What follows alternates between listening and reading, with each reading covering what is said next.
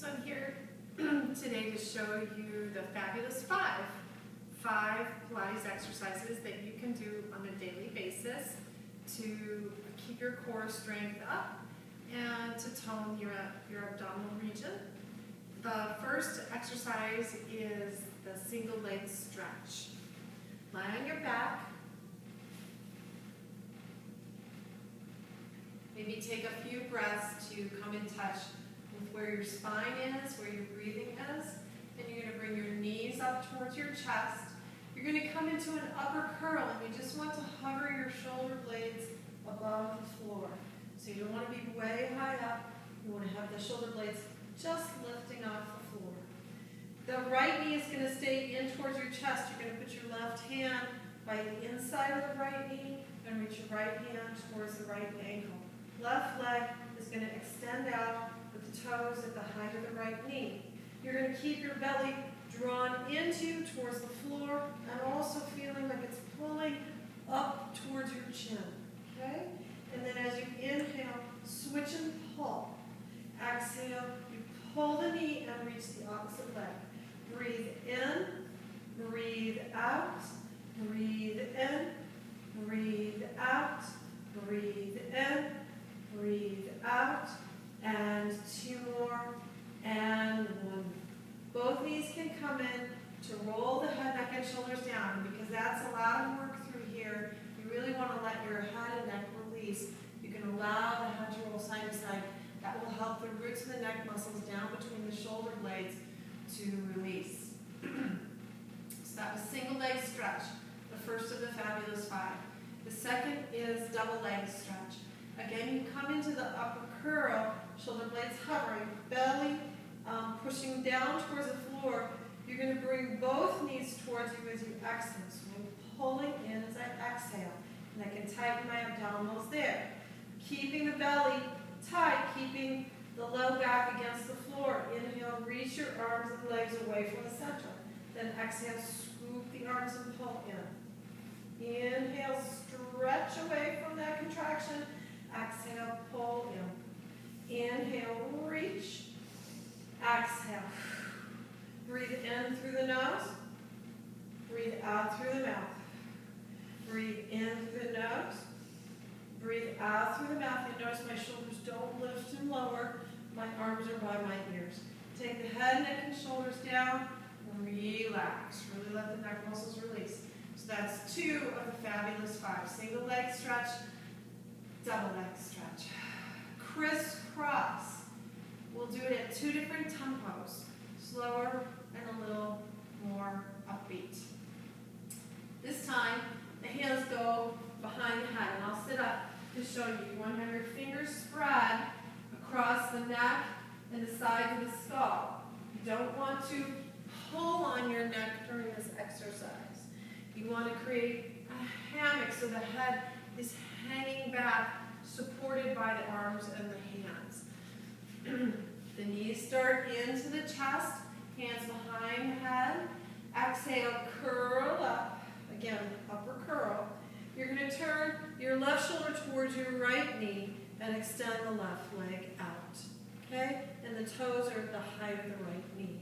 Inhale, turn and look at your opposite elbow. Exhale, turn.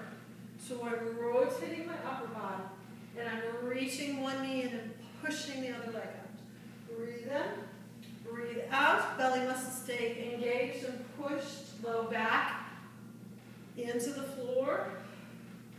And two. And last one. And both knees in. Head, neck, and shoulders down. Relax. The up-tempo version of crisscross .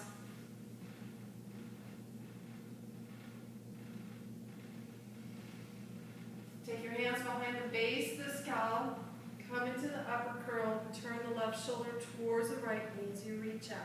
You're going to breathe in for two changes and breathe out for two changes. It looks and sounds like this.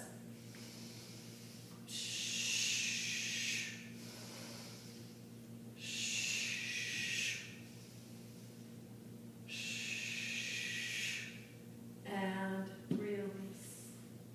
That's the third of the single the fabulous 5. Single leg stretch, double leg stretch, crisscross.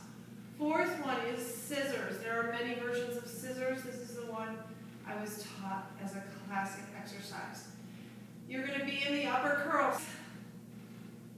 Right leg is up to the sky, and you come up and reach for the ankle.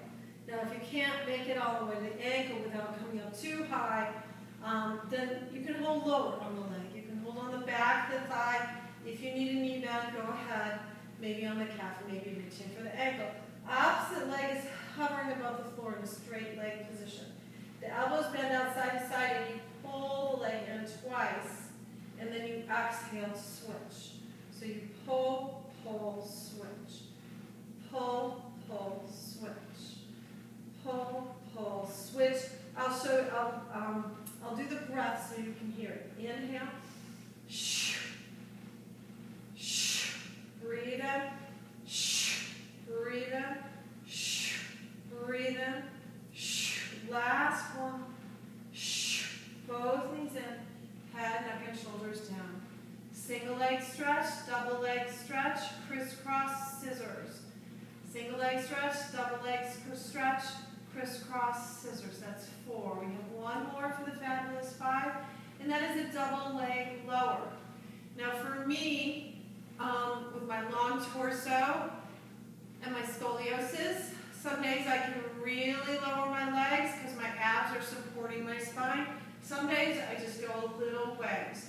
The key for how low you can take your legs has to do, I'm pointing at my side here, has to do with your pelvic and low back and spinal positioning. So when you take your legs up to the sky, make note of where the pelvis is.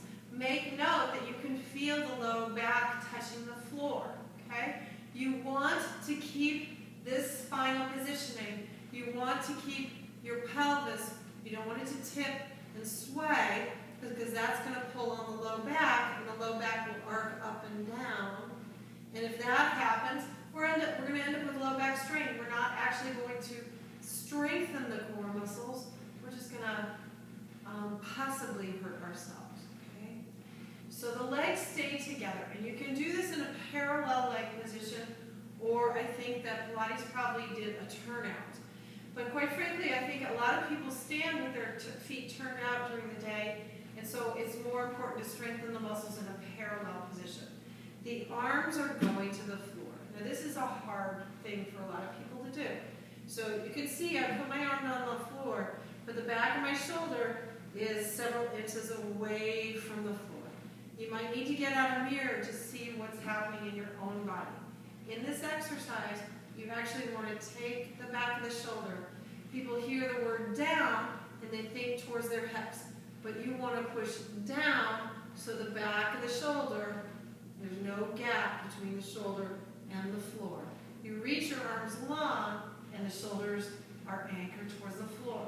Now in that position, keep your belly muscles tight. If you're not sure, poke yourself. Are they tight?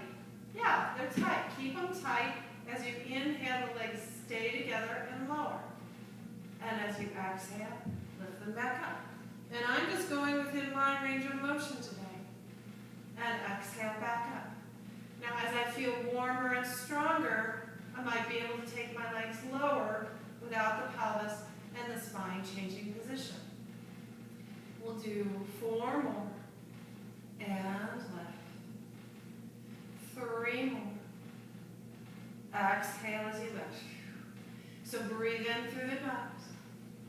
And exhale. And 1 more. I'm going to really challenge myself here. I'm going to go down, keeping my belly tighter and tighter and tighter and tighter. And then exhale.